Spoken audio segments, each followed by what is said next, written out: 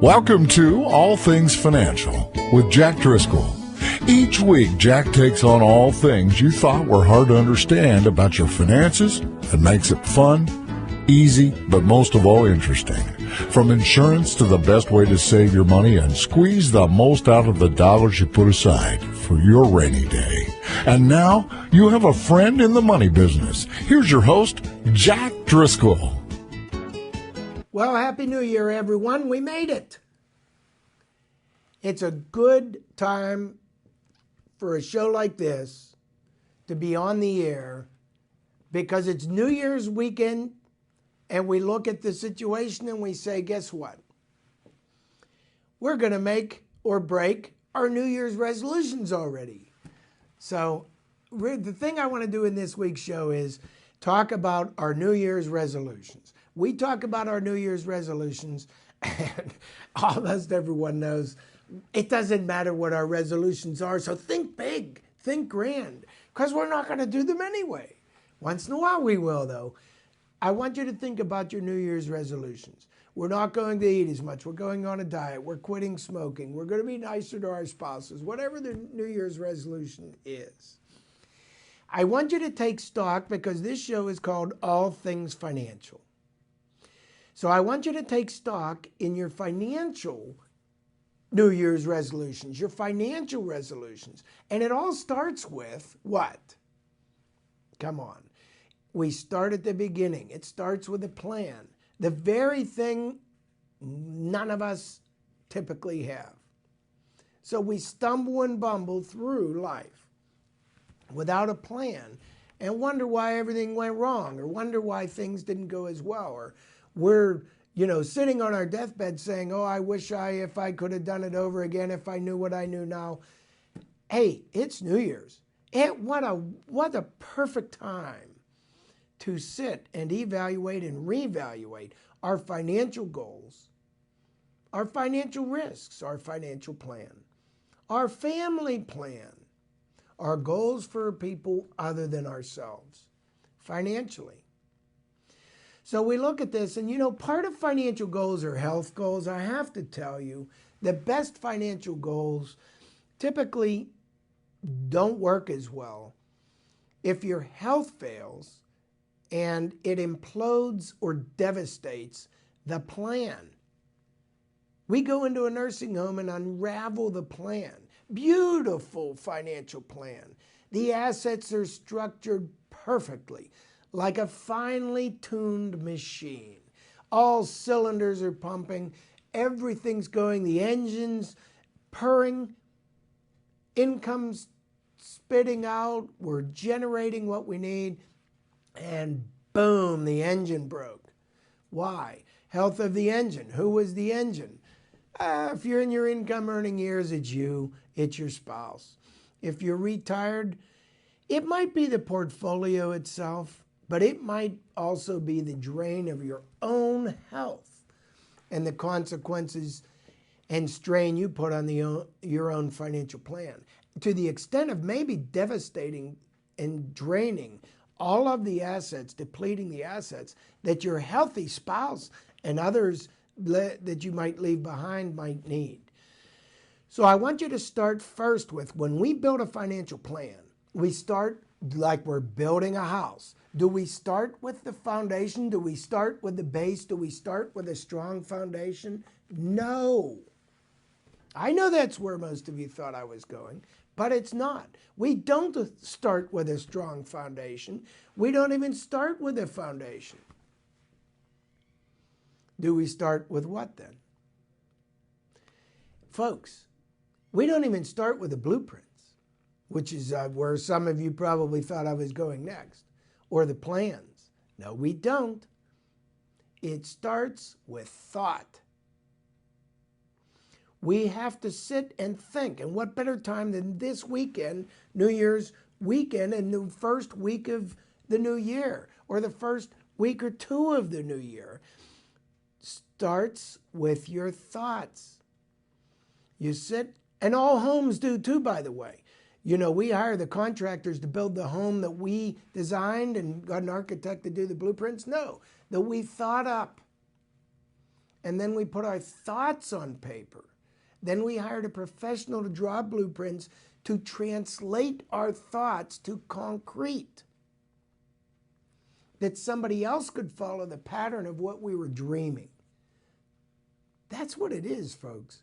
So now, when we do financial planning, we talk about budgeting, we talk about goals, we talk about time frames, we talk about retirement. When do I want to retire? What would I like my retirement to look like? What would I like my life to look like now? What's wrong that I wish wasn't wrong? What's right that I hope continues? It starts on thoughts and blank white sheets of paper. Just like that is how a financial plan and a life plan, and I do consider this life planning, should start with. This and this. A pen and paper and your own private thoughts. And what you should do is sit in your own private time and think, what's it all about? What do I want my life to look like? What did I hope it would look like by now and it doesn't? Do I still have time? Well, yeah, if you're watching the show, you still have time. Whether it's a day or 100 years, you still have time. There's still time. There's always time. So you look and you draw down on paper. I wish I would have, and looking into the future. Here's what I'd like, but I don't think I can get it. But these are my wild goals. Here are my fears. These are the things I think I can attain.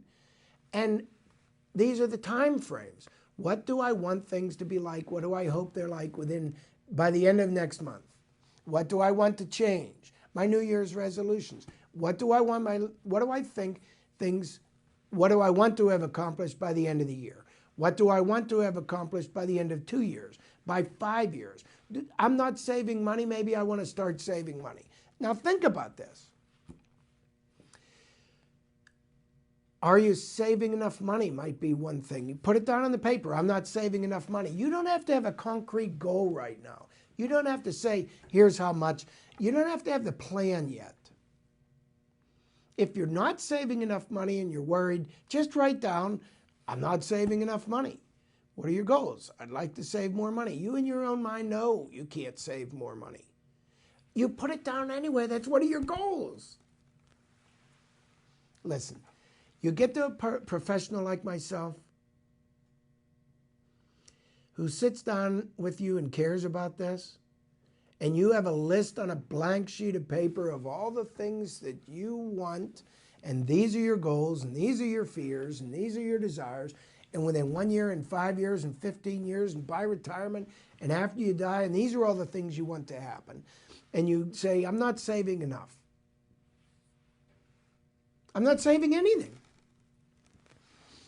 You get to a professional like myself and I look at your taxes, I make you bring in a whole pile of information to come and visit me. And I say, here's what I want. I want a copy of your car insurance, your home insurance, your life insurance, your wills, your trusts, your IRAs, your 401ks, all your plans, your beneficiaries, your life insurance, annuities, everything that you have, right? And you come in and I start looking. You say, what are you looking for? And I say, I don't know yet. And I look at the taxes and I say, did you realize there's a child care tax credit you missed? Or did you realize if you contribute to an IRA, you might be, instead of the savings plan you're doing now, you might be able to get a tax deduction. And it might be worth $600 or $1,000 tax refund. Did I just find you money? Did I just find you money that now you might be able to put into savings that you didn't know exist? In fact, did I just create money? And what if I look at the car and home insurance policies and we go shop those out and we see that indeed, apples to apples, with high-grade companies, you're able to save that $300 or $400 a year that the insurance companies keep saying they can save you, whether they can or not. And what if we do find wasted coverages that you can't even use? For example, you're retired. You don't even have earned income anymore, and yet on your car insurance, you're still buying coverage for disability income if you're hurt in an accident. So, hey, I do this for a living. I'm looking to help somebody who thinks they can't be helped. and you get someone who says, I can't save money in here, now I'm creating money or finding money in what you're using in other areas that are being wasted. So if we could free up that money, we now have created money to be able to start a savings plan, right? So these are the things that we do in the beginning of the year. We reevaluate everything. And these are just some of the examples. And then we say, what about a budget? Nobody wants a budget. Maybe nobody's going to live on a budget even if we have a budget. Some people will. I know that for a fact. You know, when we try to lose weight, and everybody that I know of almost is unhappy with their weight. They're either trying to gain weight or lose weight. But when we try to lose weight, which is for the common majority, it's a lot easier when you're using a program, an app on a phone to track what you're doing. There are many different programs that you go to, or with meetings every week, to keep on track. Well, you know what? Financial planning and budgeting and whatever we want to call it, we need to look at it every day and every week. We need to see if we're on track. Well, how do you know if you're on track if you don't have a plan? If you don't have a plan, you know, I read this somewhere that without a plan or a proper map, a person can be working harder than the neighbor toward the same goals. And one can be working as hard as they can, doing the very best they can, every day and every night, working toward their goals. And guess what? If they're on the wrong road, all it's doing is taking them further away from their goal. So the neighbor might be on the right road and be so lazy, but any effort toward their goal, since they're on the right road, is leading them closer to their goal.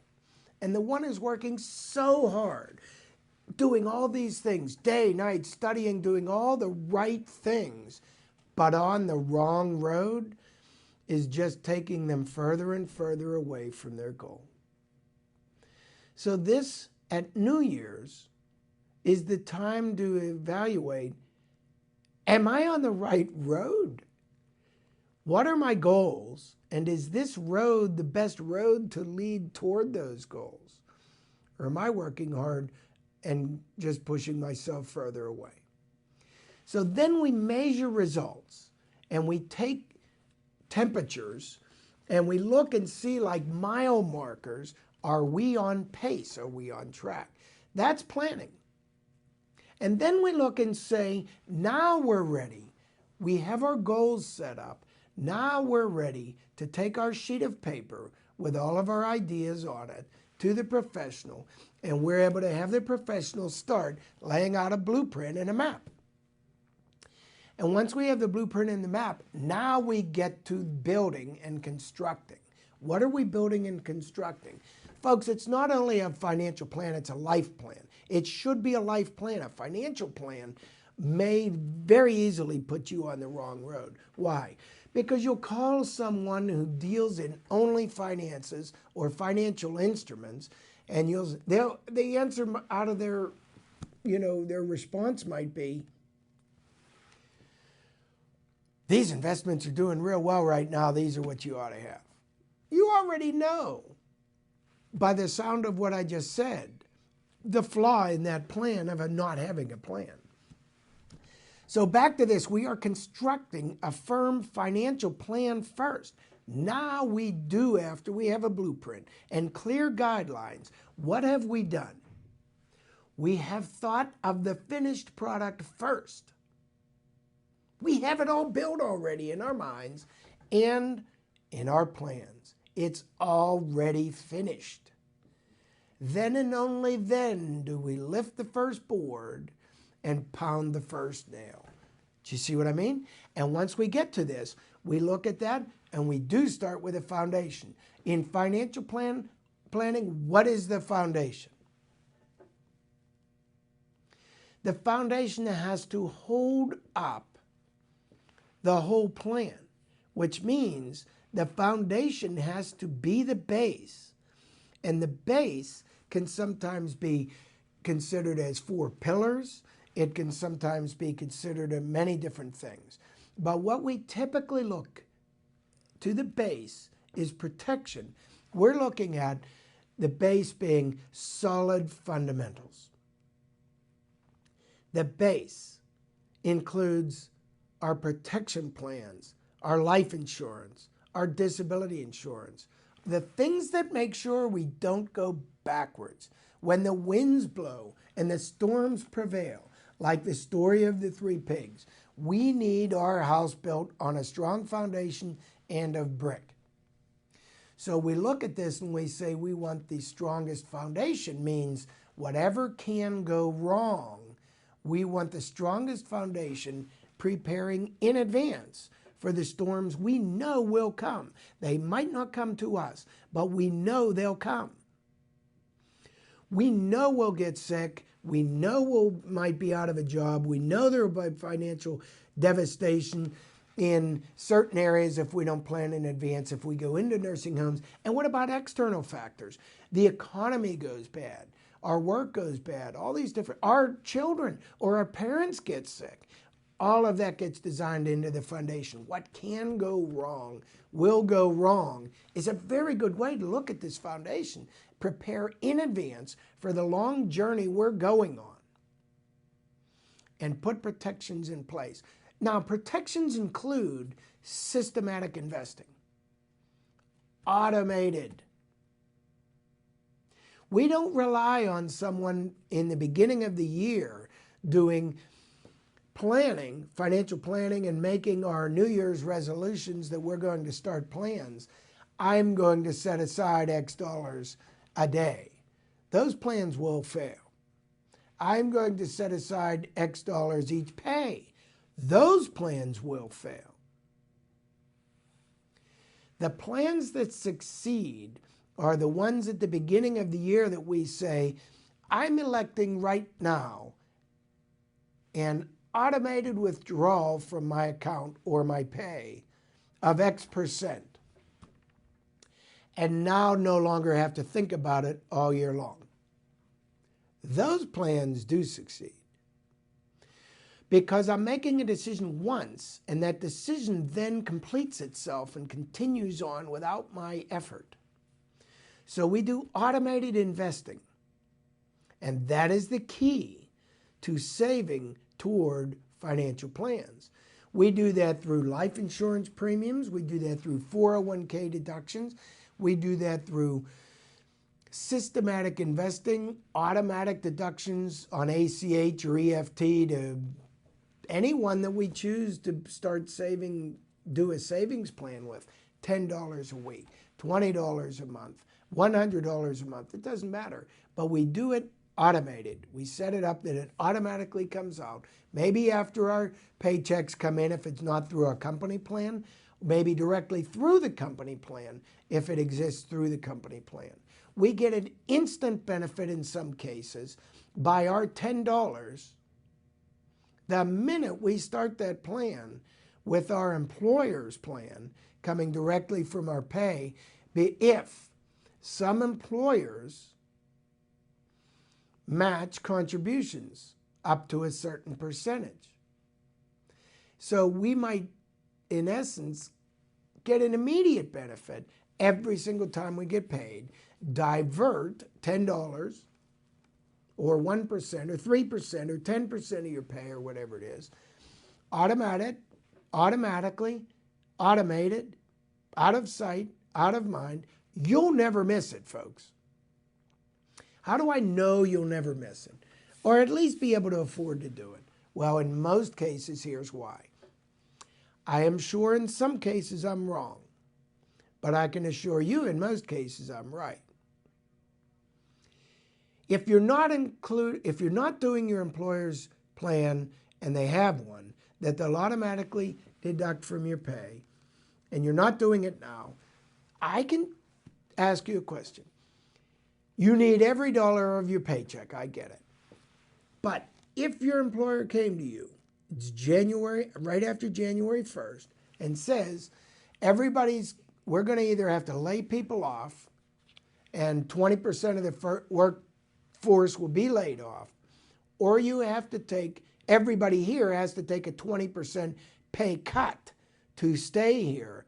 Many of you would be forced to cut back on your expenditures at home to keep your job and accept the 80% because you'd have no choice. Knowing jobs are hard to find today, you don't have a choice. You're going to have to cut back. And I'm here to tell you, most of you could and would. What if it was only 5%? What if they said we're going to have to lay off 5% of the workforce, or everybody here can keep their jobs if we all agree to reduce pays 5%? But it takes everyone. If even one doesn't, we're going to have to do the 5% of our workforce has to go.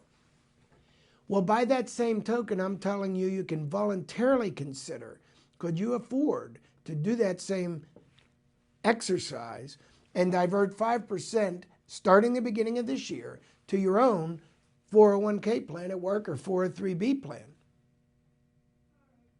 Immediately getting a benefit. You will not miss that money, folks. You will get a tax deduction if you do it through an IRA. You will get a non-taxable portion if you do it through your 401k or 403b, and maybe get a company match. You may make money right out of the start on money you won't even miss. Those are the beginnings when we look at foundations of a financial plan. Over the next couple weeks and shows and months, I'll talk to you more about financial planning because we're out of time today. But what I want you to do today, I want you to, right now, for this week and next, I want you to get out the strongest tools for financial planning that you could possibly have at your disposal. That's a blank sheet of paper and a pen. All of you have it. If you don't, call my office and we'll get you some of these very elaborate tools. And you take time, yourself individually or with your spouse, and start putting down your goals, your plans, your time frames, and then give our office a call and we'll help you construct a roadmap toward accomplishing those plans. All right, folks, Happy New Year. We're out of time, but glad to be here again for another year of All Things Financial. Please tune in. We'll be back again next week. Securities and investment advisory services offered through SagePoint Financial Inc., member FINRA SIPC, and registered investment advisor. Insurance services offered through Driscoll Insurance and Financial Services Inc., which is not affiliated with SagePoint Financial Inc.